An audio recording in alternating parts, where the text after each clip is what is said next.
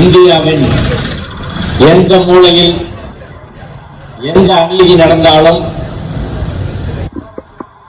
அது பாராளுமன்றமானாலும் சட்டமன்றமானாலும் நீதித்துறையானாலும் அதை தட்டி கேட்போம் என்ற வகையிலே எழுச்சியோடு நடைபெற்றுக் கொண்டிருக்கும் இந்த ஆர்ப்பாட்டத்தின் தலைவர் அவர்களே,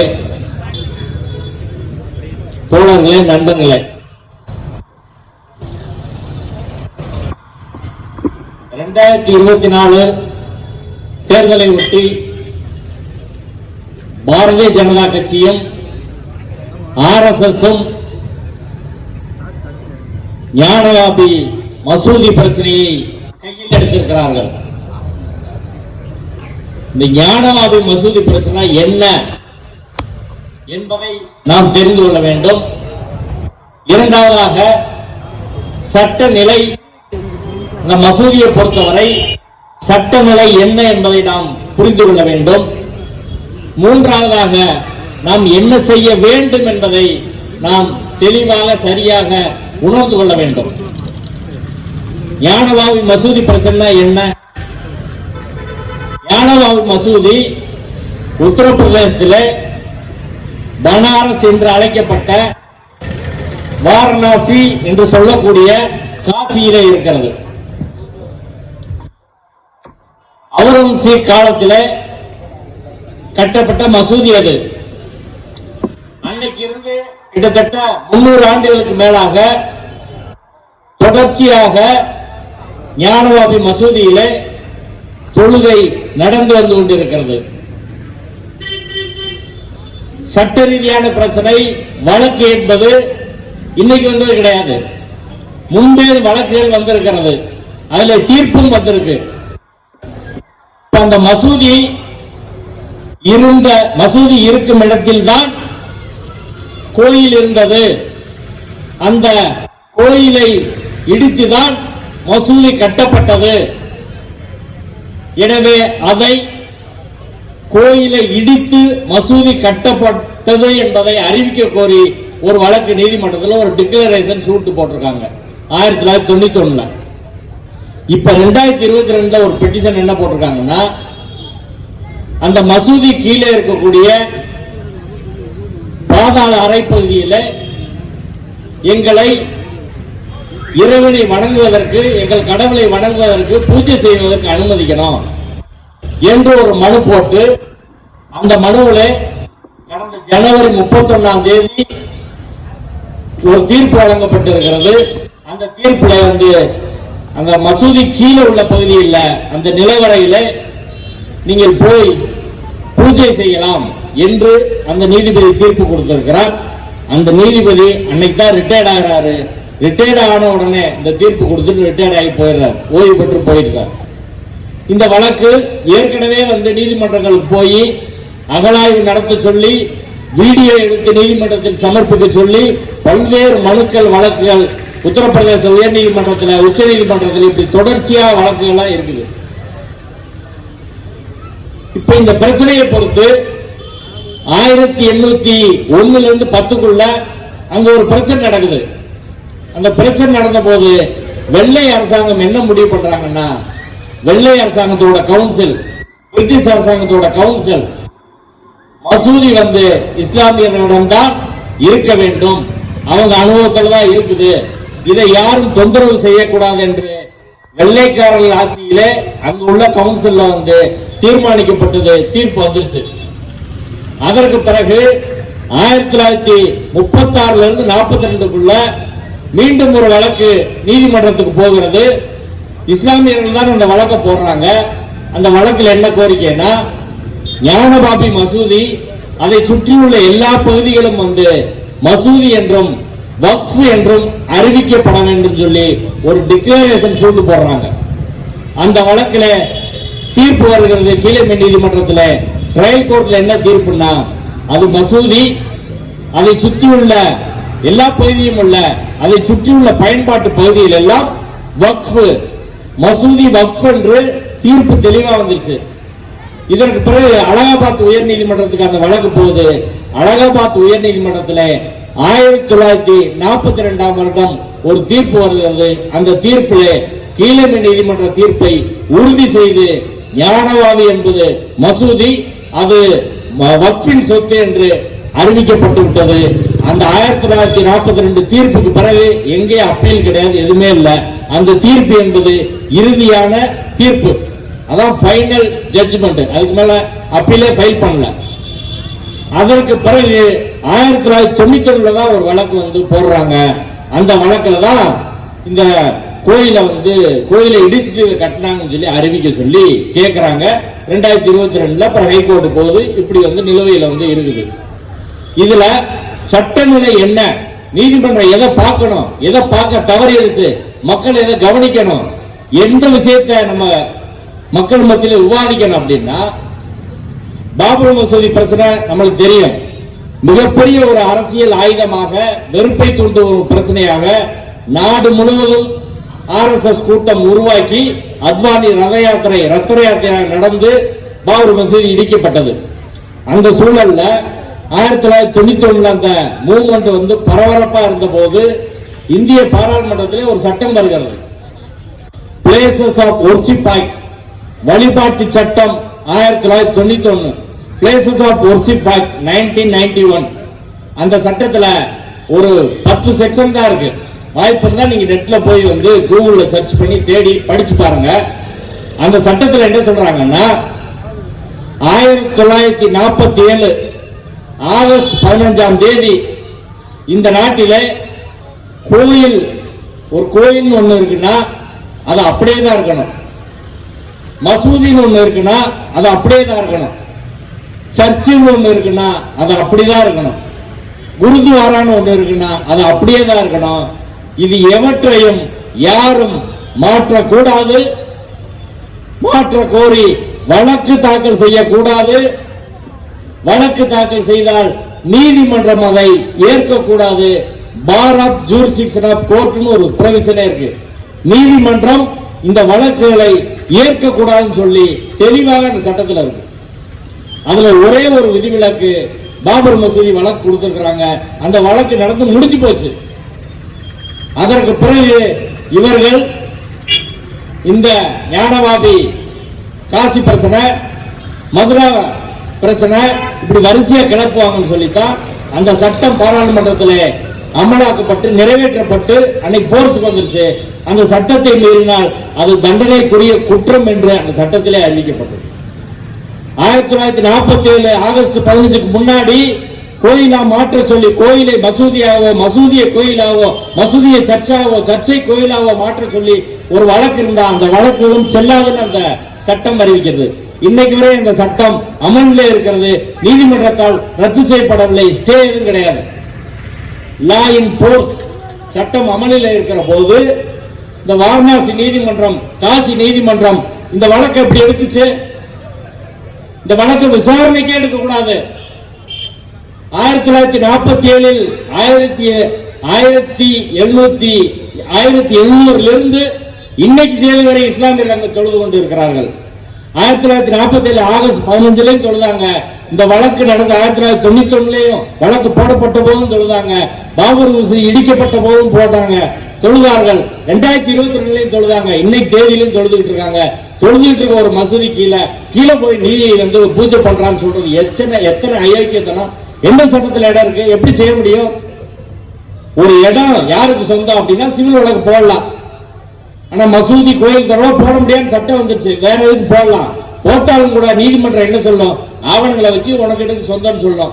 ஆனால் அகழாய்வு நடத்து, தொல்லியல் ஆராய்ச்சி பண்ணுன்னு சிவில் வழக்கில் எங்கேயாவது சொல்ல முடியுமா? அப்படி தோணும்னா நாட்டு நிலைமை என்ன ஆகும்?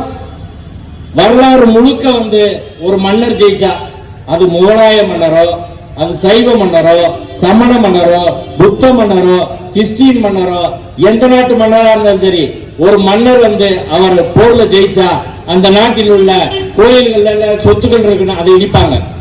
பெரிய பெரிய மாளிகை எல்லாம் இடிப்பாங்க. இடிச்சுட்டு இவங்க தான் கட்டுவாங்க.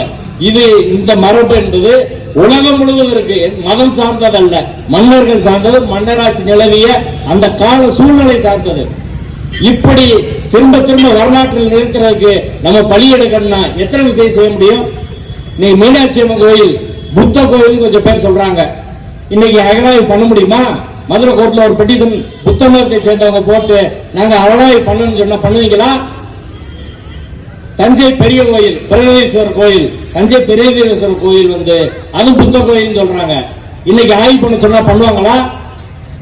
சோழர் காலத்துல அந்த கோயில புத்த கோயில சைவ கோயில மாத்துறாங்கன்னு சொல்லி வரலாற்று ஆதாரங்களோடு பலரும் பேசுறாங்க. இன்னைக்கு பெட்டிஷன் போட முடியுமா? காஞ்சியில 7ஆம் நூற்றாண்டுல சைனாவிலிருந்து யுவான் சுவாங் என்ற ஒரு பயணி வருகிறார். காஞ்சியில பாக்குறாரு, காஞ்சியில நூற்றுக்கணக்கான புத்த கோயில் இருக்கு, ஏராளமான சமண கோயில் இருக்கு, கொஞ்சம் சைவ கோயில் இருக்கு. அதை அவர் பதிஞ்சு வைக்கிறார் வரலாற்றுல. 10,000 புத்த புக்குகள் அங்கே இருந்தார்கள் காஞ்சியில. இன்னைக்கு காஞ்சியில் உள்ள ஏகாம்பரேஸ்வரர் கோயிலுக்கு போனா அந்த சோத்துல எல்லாம் புத்த சிற்பம் இருக்கு. காஞ்சியில் உள்ள அத்தனை கோயில்களும் சோற்றுல புத்த சிற்பங்கள் இருக்கு, சமண சிற்பங்கள் இருக்கு. அந்த கோயில்கள் எல்லாம் புத்த கோயில்களை இடித்து சமண கோயில்களை இடித்து உருவாக்கப்பட்டது. மதுரையில இந்த யானமலை, இந்த யானமலையில் 1000 சமணர்கள் இருந்தார்கள். மதுரையை சுற்றி உள்ள 8 மலை குன்றுகள் 8000 சமணர்கள் இருந்தார்கள். மதுரையின் மன்னன் சமண மதத்தை தழுவி இருந்தான். திருஞான சம்பந்தர் சமணர்களை வாதிலே வென்றதாக ஒரு சூழ்ச்சி செய்து இந்த 8000 சமணர்களை கழுவில் ஏற்றினார்கள்.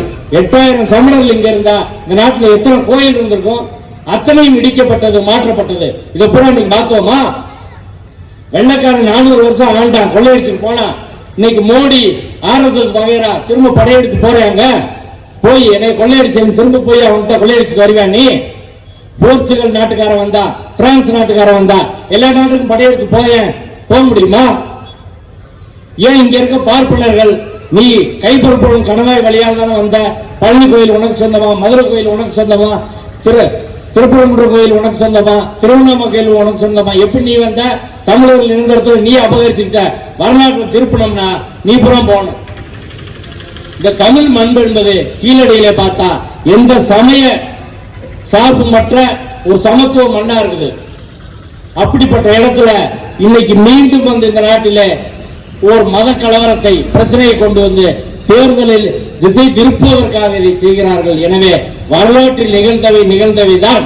அன்னைக்கு நடந்தவங்க மன்னன் தான், மதத்தின் அடிப்படையில் கிடையாது. வரலாற்றை மீண்டும் சரி செய்வதற்கான எந்த ஒரு வாய்ப்பும் கிடையாது. இது எல்லா மன்னர் ஆட்சி காலத்தில் நடந்திருக்கு.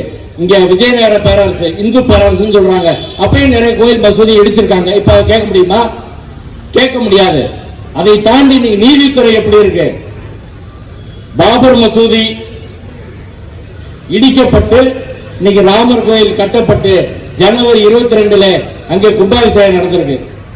13 உச்சநீதிமன்ற நீதிபதி கலந்துட்டு இருக்காங்க. இதுல தீர்ப்பு எழுதின ஒருத்தர் அசோக் பூஷன் போயிருக்காரு. எத்தனை பெரிய அநீதி இது! அந்த தீர்ப்பு சொல்றாங்க,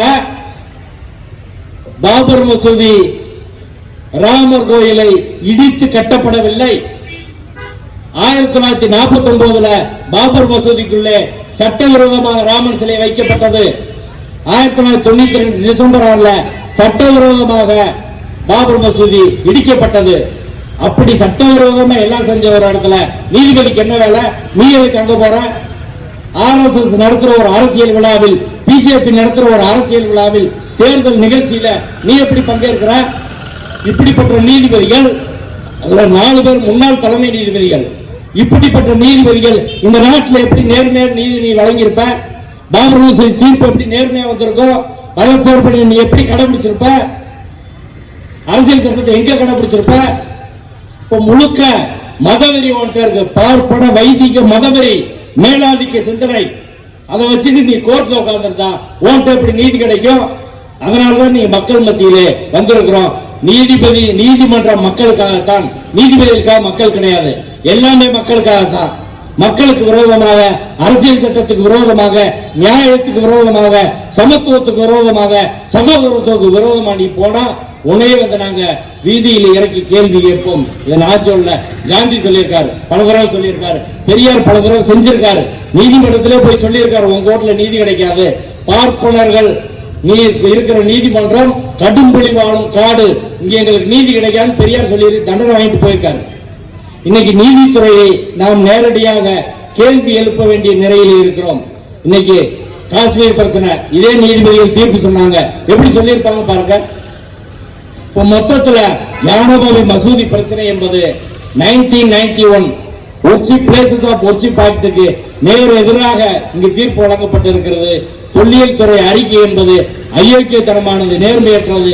இதை எல்லாம் தாண்டி பாபர் மசூதி தீர்ப்புல உச்சநீதிமன்றம் சொல்கிறது, இந்த இனிமேல் வரலாற்று தவறுகளால் சரி செய்ய முடியாது, இனிமேல் வேற எந்த பிரச்சனையும் எடுக்கக்கூடாதுன்னு சொல்லி உச்சநீதிமன்ற தீர்ப்புல இருக்கிறது. கான்ஸ்டிடியூஷன் தீர்ப்பு, அந்த தீர்ப்பு தானே மோடி பாராட்டுற, அந்த தீர்ப்பு தானே அமித்ஷா பேசுற, அந்த தீர்ப்புல இருக்கு வேற பிரச்சனை இது மாதிரி செய்யக்கூடாது என்ற அந்த தீர்ப்புல இருக்கிறது. அதையும் அவர்கள் மீறுகிறார்கள். மொத்தத்தில் மதச்சார்பின்மை, ஜனநாயகம், சகோதரத்துவம் என்பது இங்கே தூக்கில் தொங்கவிடப்படுகிறது. அதை மீட்டெடுக்க வேண்டிய பொறுப்பும் கடமையும் நம்மிடையே இருக்கிறது. சரி, எதனால பிஜேபி செய்யறாங்க?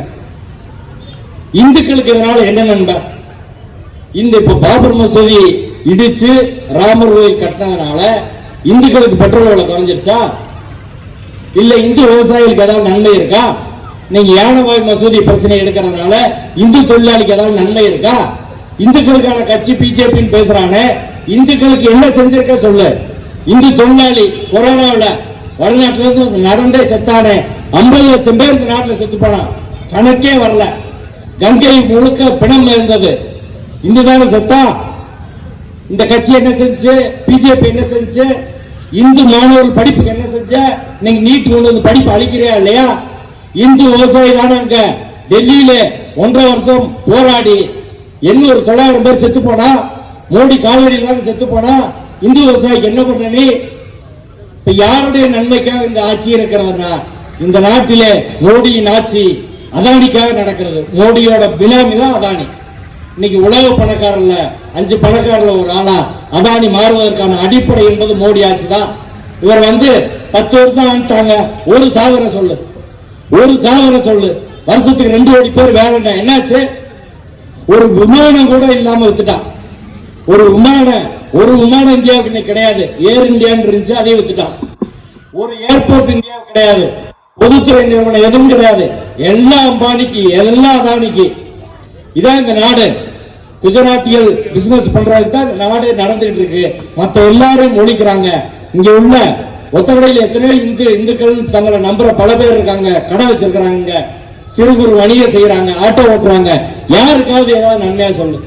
சரி, பாய் தான் பிரச்சனைன்றாங்களே, இங்க இருக்க ஒத்தக்கடையில் இருக்க பாயினால, தமிழ்நாட்டில் இருக்க பாயினால நம்மளுக்கு என்னையா பிரச்சனை சொல்லு. சிறு வியாபாரிக்கு என்ன பிரச்சனை, ஆட்டோக்காருக்கு என்ன பிரச்சனை, விவசாயிக்கு என்ன பிரச்சனை, கட்டிடம் கட்டுற தொழிலாளிக்கு என்ன பிரச்சனை, ஆசிரியருக்கு என்ன பிரச்சனை, அரசு ஊழியருக்கு என்ன பிரச்சனை, யாருக்கு என்ன பிரச்சனை? நம்ம பாட்டுக்கு வாழ்ந்துட்டு இருக்கோம். 2000-3000 வருஷமா அப்படித்தான் இருக்கும்.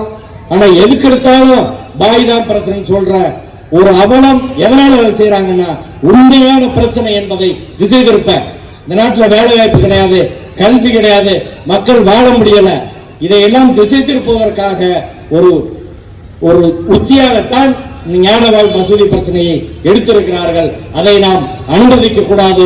இந்த நாட்டிலே அரசியல் சட்டத்தை நிலைநிறுத்த நீதிபதிகள் செய்ய தவறிவிட்டார்கள். அதை மக்கள் தான் செய்ய வேண்டும். அதற்காக நாம் களத்தில் இருக்குவோம். நாம் எப்படி வேலை செய்யணும்ன்றது 2024 தேர்தல் என்பது வாழ்வா சாவா தேர்தல்.